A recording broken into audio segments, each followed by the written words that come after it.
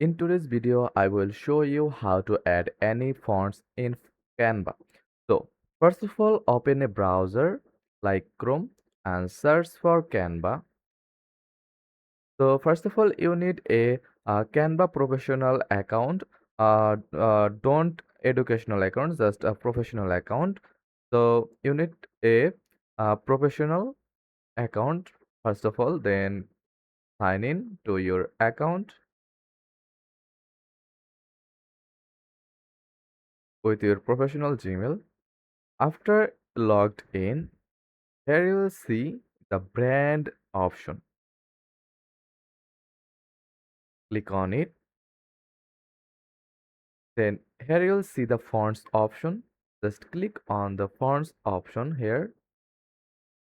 Now, if you have a professional account, just you can see a upload option is available here, and when it's appeared, just click on upload font and upload your fonts from your computer, and that's it. If this guide was helpful, don't forget to like and subscribe for more quick tutorials. Thanks for watching.